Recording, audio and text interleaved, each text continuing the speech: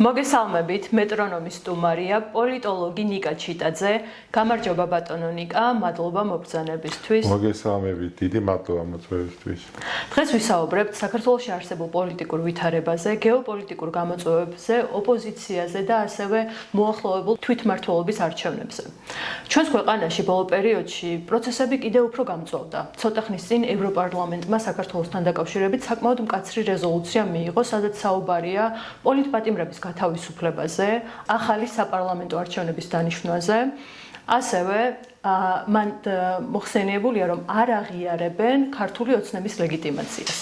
პირველ რიგში მინდა შეაფასოთ, რას ნიშნავს ჩვენი ქვეყნისთვის ეს რეზოლუცია და რა ფაზაში ვიმყოფებით ახლა.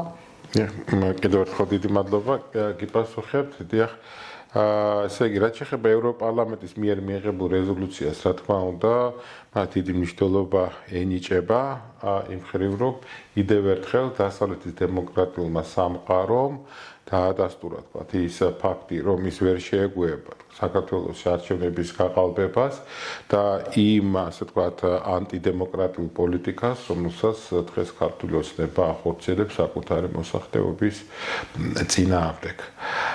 და ისიც უნდა აღნიშნოთ, რა თქმა უნდა, რომ ევროპარლამენტი გახლავთ ფაქტობრივად ერთადერთი არჩევითი საერთაშორისო სტრუქტურა. ევროპარლამენტში მოგხსენებათ, ევროპარლამენტარები აირჩევიან პირდაპირ გზით პროპორციული სისტემის საფუძველზე ევროკავშირის 27 სახელმწიფოდან. 1979 წლიდან ხდება, ესე იგი, ხორციელდება არჩევნები ევროპარლამენტში. დღეს 700-ზე მეტ დეპუტატს ითვლის ევროპარლამენტი და იგი გახლავთ, რა თქმა უნდა, ესე იგი, ევროკავშირის ერთ-ერთი გავლენიანი სტრუქტურა, თუმცა ისიც უნდა აღნიშნოთ, სამართლიანობა მოითხოვს აღნიშნოს, რომ თქვა არ არის, თქვა აღნიშნული რეზოლუცია საკმარისი. და რატომ? იმიტომ რომ ევროპარლამენტის რეზოლუციას ძირითადად იმჭება სარეკომენდაციო ხასიათი და არა სავალდებულო. თუმცა მეორე მხრივ მნიშვნელოვანია იმის, რომ რა თქმა უნდა ევროპარლამენტს გააჩნია ეს ზონა, რომ თქვა შეიმუშაოს რეკომენდაცია ევროკავშირის საგარეო საქმეთა მინისტრების საბჭოს წინაშე და ევროპული საბჭო მოგესალმებით ევროკავშირის უმაღლესი სტრუქტურა.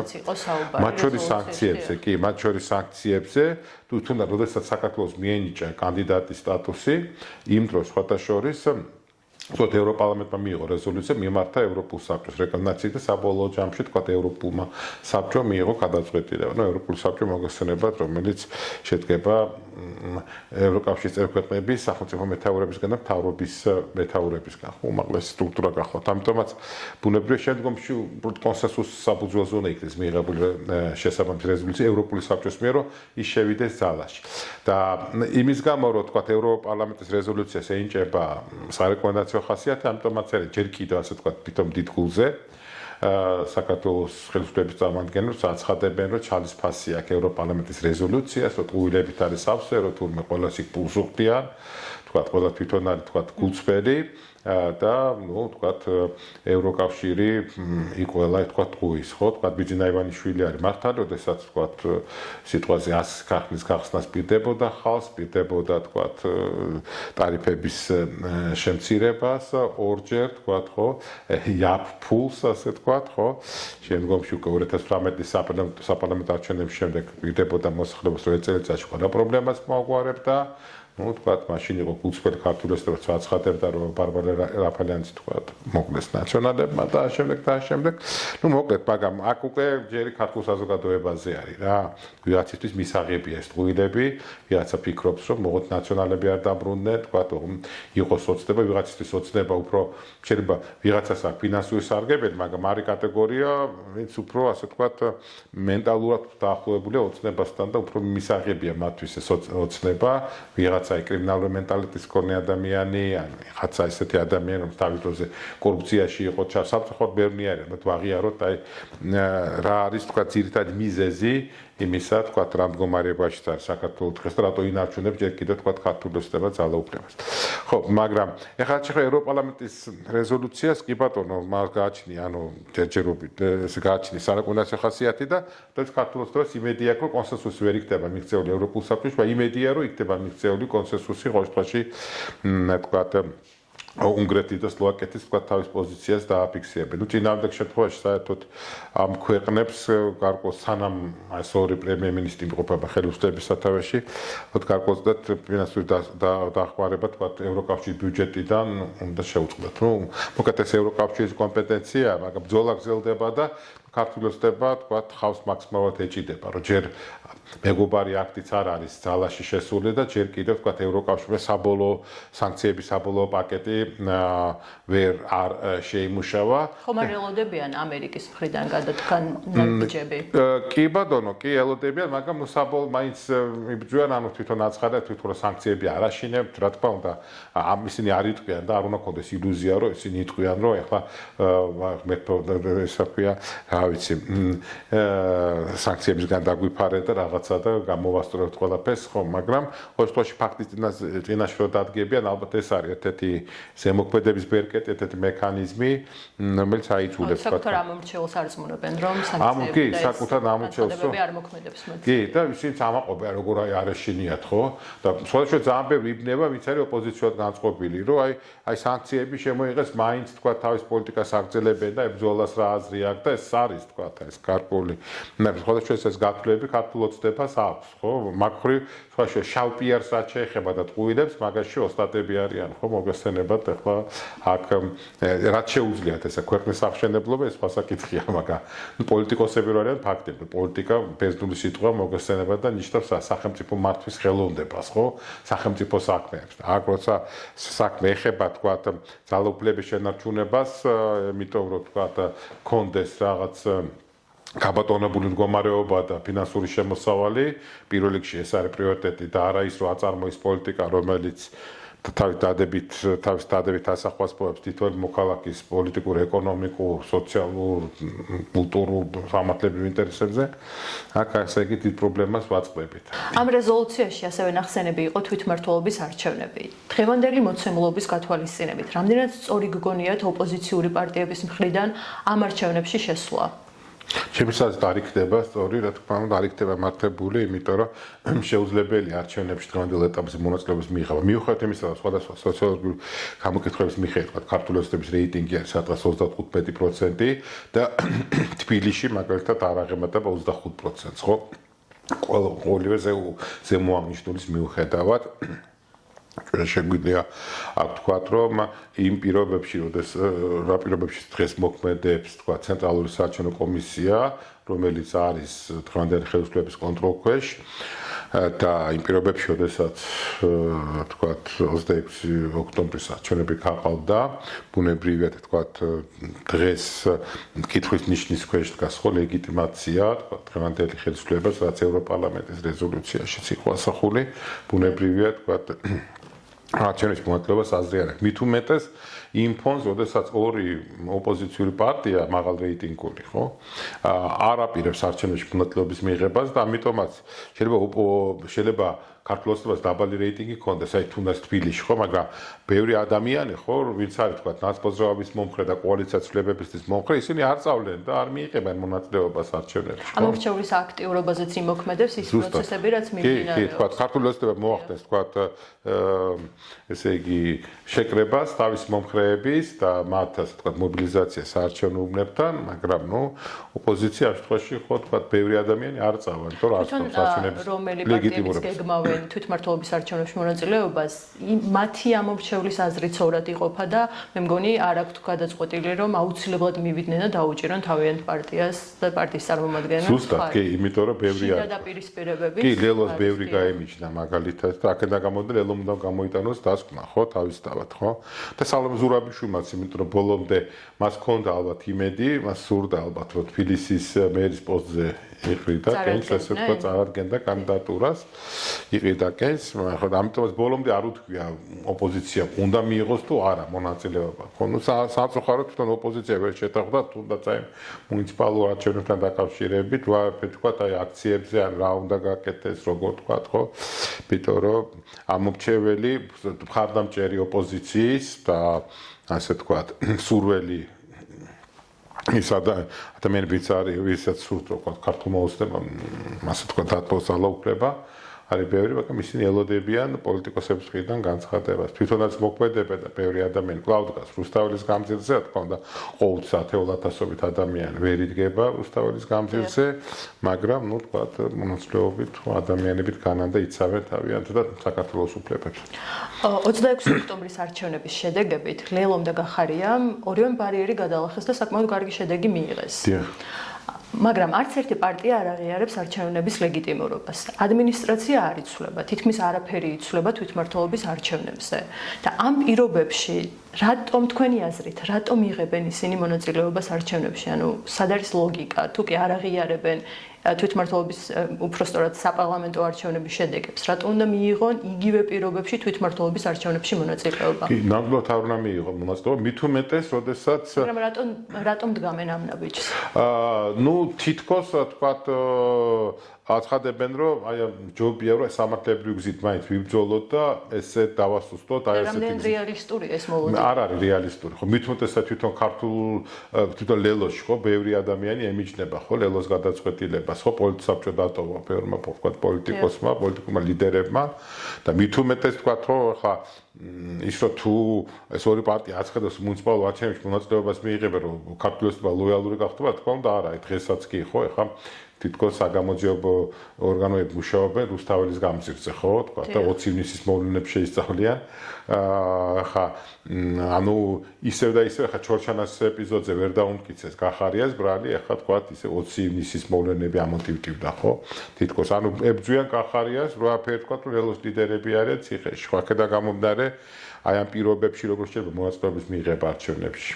გასაგებია, ახლა ქართულ ოცნებაზეც რომ გადავიდეთ, თითქმის ყოველდღიურად თანამდებობას ტოვებენ კონკრეტული პირები. ბოლოს რიჟვაძის საქმე იყო საკმაოდ განხმაურებული, ნუ არსებული ინფორმაციით საქმე არის აღძრული თვითმკვლელობამდე მიყვანის მუხლით. რას ვადევნებთ ახლა თვალს? ანუ რა პროცესები მიმდინარეობს ქართულ ოცნებაში? ხო, რამდენიმე ვერსია შეგვიძლია განვიხილოთ, მაგრამ ფაქტია, რომ ერთ-ერთი თავარი ვერსია, რომ ბევრი ადამიანი მაღალჩინოსანი, ქართულოსების მაღალჩინოსანი ჩართული იყო კორუფციაში, ხო? იგივე თქვა ღარიბაშვილი, მაგალითად, ხო, ხა ახლა სახლს რო აიშენებს სასახლეს ბაკურიანის ცენტრში, მაგალითად, ან გზავრობ თქვა თვითმფრინავით, ამერიკის მიმართულებით, ბიუჯეტის ხარჯზე თქვა, ხო?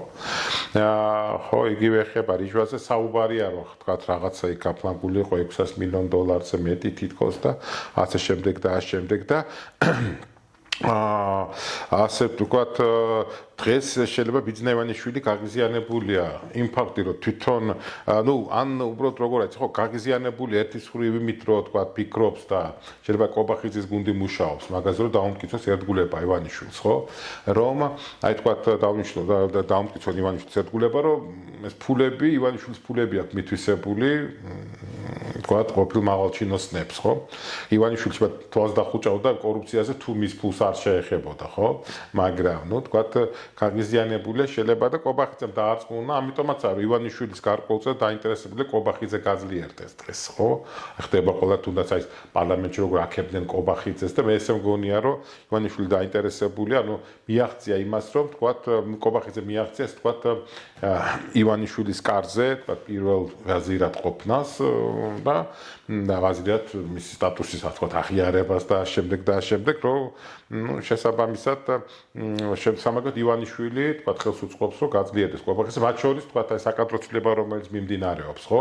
საკადრო ცვლილება, რომ ღარიბაშვილის კადრები, ხო, რომ წავიდნენ და პლუს, ვთქვათ, აქ თქოს ორ კურთხევას იჭერენ ივანიშვილი და კობახიძე, რომ აი, ვთქვათ, განტევების ვაცის როლს შეასრულებენ, იქ ხარება, ვთქვათ, ხო, იგივე გომელაური, ხო? სანქცირებული ადამიანები, რომლებმაც, ვთქვათ, შავი საქმე გააკეთეს, ვთქვათ, თავიდან სტალინმა მაგალითად, ხო, ჯერ იაგოდა იყო ეგეთი შინაგან საქმეთა სახალხო კომისარი, რომელიც ხალხს ხრიტავდა, მაგრამ შემდგომში თვითონ იაგოდა დაიჭირა ეჟოვმა, ეჟოვი, რომელსაც 27-28 წლის რეპრესიებში იყო, თავარი მოქმედი პირი, შემდგომში სტალინმა ის დაიჭირა და ბერია დანიშნა შინაგან საქმეთა სახალხო კომისრის თანამდებობაზე, ხო? და განაცხადა, რომ ეჟოვი ცუდი ადამიანი იყო, ბევრი კარგი ადამიანი დაღუპა. ონდეს დაახვრეტინა მილიონობით ადამიანი, მაგრამ მაგრამ კანტონების ვაცის როლი შეასრულებინა თქვა იეჟოს. დღესაც ეგრე არის, რომ ნუ თქვა აი ხარიბაშვილი იყო ცუდი, მანამდე თქვა ახლა გახარია ყოფილა თქვა ცუდი ასე. თვითონ მათი დანიშნული არ იყოს, თუნდაც იგივე გახარია და დღეს 20 ივნისის მოვლენებს რო განიხილავს თქვა ქართული ოცნება და მithom ძალიან გული შეტკივა ამ მოვლენებზე მაშინ რატომ მოხდა ხო რა თქმა რომ გახარია გახდა ჩინაგას საფრთა მინისტრი 20 ივნისის მოვლენების დროს და შემდგომში დააწინაურა და პრემიერი გახდა ხო შედარებისთვის როდესაც 7 ნოემბრის აქცია მოხდა აქციის დაშლას ჰქონდა ადგილი ასე თავის საფუძვლელი ხო ირკვევა ყველაფერი რომ რუსეთის დაგეგმილი იყო და ძალიან ბევრი ადამიანი როგორ გეგონა რომ მშვიდობიან დემონსტრაცია ნუ მე არ მეგონა მაგრამ რომ მithom იქ იბრძოდნენ ადამიანის უფლებათა დაცვისთვის ბევრი არც იბრძოდა ადამიანის უფლებათა დაცვის ხო მე ვიგრე ჩეხები არ მგონია ხო ხა ადამიანის უფლებათა ფუნდამენტალური ღირებულებისთვის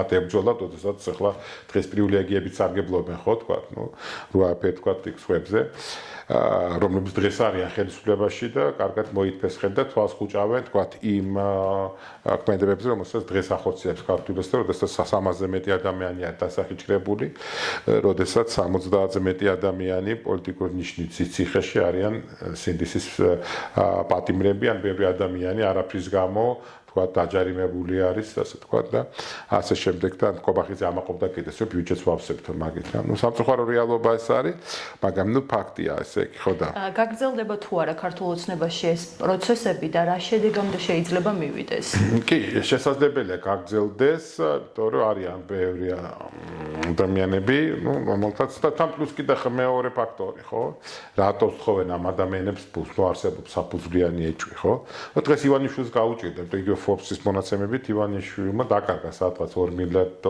შეიძლება კიდევ უფრო მეტი დაკარგოს. უნებრივია ამ სანქციების შედეგად, სანქციები სულ ყოფილად ამოქმედდება. და ამიტომაც ახლა თქვა სულს თქვა ფული ამოიღოს იმ ადამიანებისგან, ვინც თავის დროზე ნაკეთა ფული ხო იქნებიან ეს ბიზნესმენები თუ პოლიტიკოსები, ასე თქვა ხო. თუ შეგვიძლია მათ დავაკათ ბიზნესმენი პოლიტიკოსი, ნუ თქვა ნუ რაღაც ცოტა რთულია ხო, მithom პოლიტიკურ საქმიანობაში თუ მithom ბიზნეს საქმიანობაში ვერ ჩართული, მაგრამ ახლა თქვა ადამიანი რომელიც ტენდერს იგებს, თქვა იმიტომ რომ ვიღაცა მფარველობს, ნუ აქ ცოტა რთულია ხო, მე წარმეუწოდო ხო, ახლა ეს თავისუფალი კონკურენციის პირობებში კი თქვა ვიღაც იმარჯვებს, ვიღაც მარცხდება, ეს სხვა საქმეა.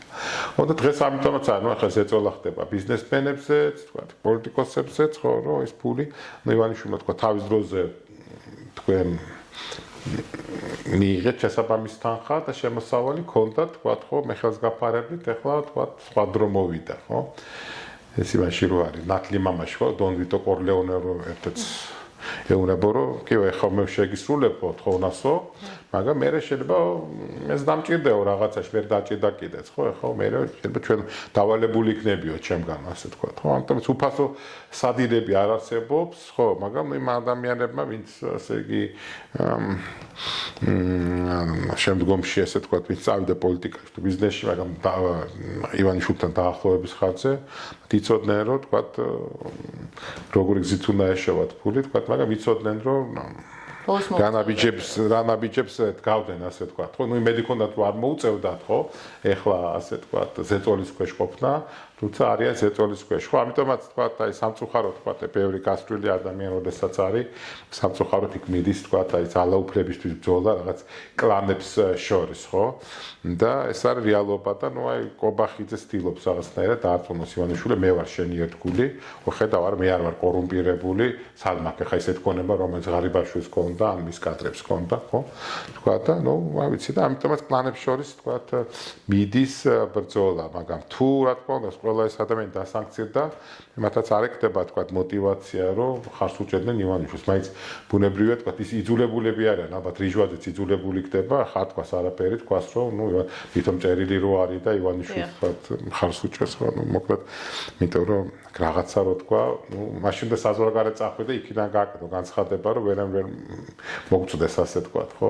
მოკლედ ძალიან თული ხო მაგრამ პრობლემა არის რა თქმა უნდა ჩვენ ამ თემაზე საუბრობთ მაგრამ იმდენი ძალიან თქვათ გადაუწყვეტელი პრობლემაა ქვეყანაში, როდესაც 600,000-ზე მეტი ადამიანი სოციალურ დახმარებას იღებს, როდესაც მილიონზე მეტ ადამიანს გააჩნია საბანკო ვალი, როდესაც თქვათ 800,000-მდე პენსიონერს სადღაც 20 ლარით გაიზარდა ხელფასი, როდესაც პარლამენტართა ხელფასი 11,000 აჭარბებს, 11,000 ლარს აჭარბებს, ამ პირობებში ბუნებრივია თქვათ სამწუხაროდ რაღაცა ეს უკანა პლანზე გადაიწია თავარმა პრობლემებმა. ყველას აქ დავიწყებული უკვე აფხაზეთი, სამაჩაბლო, ხო, აი რა აფხაზეთზე და ცხინვალის რეგიონზე შეიძლება დღეს ვისაუბროთ, ესეც თქვათ ჩვენი აფხაზეთი ოსი თანამემამულეები, ყურებენ როგორ ქართული ხელისუფლება საქართველოს ხელისუფლება როგორ ასე თქვათ უსწორდება საკუთარ ხალხს და ეხლა თქვათ საქართველოს იურისდიქცია რო ხდეს აფხაზეთს და ცხინვალის რეგიონზე, მე ვფიქრებენ ალბათ ახლა ჩვენ რაც გვიზავენ, ხო სწორია და ხო როცა მაგალითი უნდა მისცე დემოკრატიის და ეკონომიკური აყვავების, ხო თქვათ ოკუპირებული ამ თემებმა ყველა უკანა პლანზე გადაიწია სამწუხაროდ და დღეს აი ამ რაღაცა ეს ინტრიგებს ასე თქვა პოლიტიკურ კრიზისში ვართ დიდი ხანია. კი, პოლიტიკურში, რომელიც თავის სასახელს პოებს ეკონომიკურ კრიზისზე, იმიტომ რომ ინვესტიციები არ შემოდის, შარშან ინვესტიციები 40%-ით შემცირდა. წელს რა თქმა უნდა მოსალოდნელია რა თქმა ტურიზმიდან შემოსავლები მნიშვნელოვნად შემცირდება. შარშან ქართული ოცნება ამაყობდა რომ 4 მილიარდი დოლარი შემოსავალი მიიღო საქართველოს ტურიზმიდან, მაგრამ ახლა ძალიან ბევრი ადამიანი არ ჩამოვა ახლა საქართველოში ხო თავისთავად ამ ვითარების გამო, რომელიც არსებობს დღეს ქვეყანაში.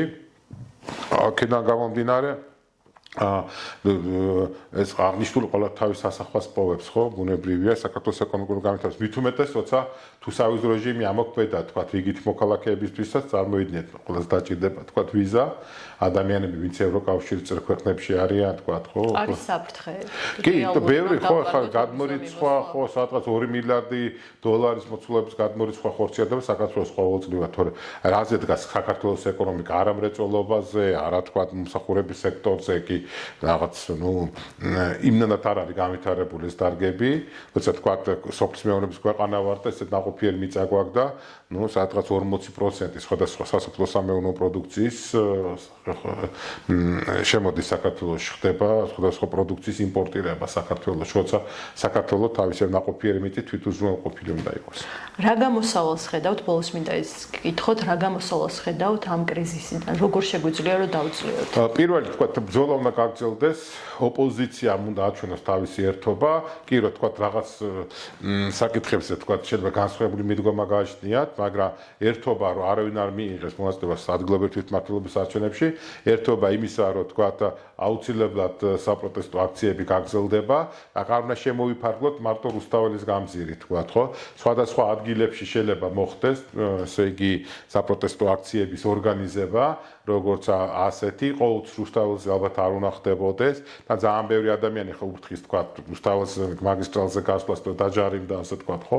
თუმცა რაღაც საპროტესტო აქციები კი უნდა იმართებოდეს და მეორე მხრივ თქვათ გარკვეულწილად ზეწოლა დასავლეთის მხრიდან უნდა გაიზარდოს სანქციების სახით უკვე ესე ქართულ ოცნებას. სრულყოფილი სანქციები უნდა ამოქმედეს, რომელიც აიძულებს ქართულ ოცნებას რომ დათბობაზე წავიდეს. ხო, იმიტომ რომ დღეს როცა აცხადებენ ამაყად რომ ევროპარლამენტის რეზოლუციას ჩარისპას, ისევ და ის თქვენი ცდება გავიმეორებ, ევროპარლამენტის რეზოლუციას გააჩნია ასე თქვა სარეკომენდაციო ხასიათი, არასავალდებულო. მაგრამ როცა ესეთ დოკუმენტები იქნება მიიღების შესაბამისი რეზოლუციები, ასე თქვა დადგენილებები, ბრძანებები, რომელიც ატარებს სავალდებულო ხასიათს უკავშირდება სანქციას და ეს სანქციები ალბათ არა მარტო მაღალჩინოსნებს უნდა დაწესდეს და აქ არის რეკომენდაცია საშუალო რანგის მოხელეებს და დაბალი რანგის მოხელეებს ვიც არიან უშუალო შემსრულებლები და შესაბამისად თანამონაწილეები.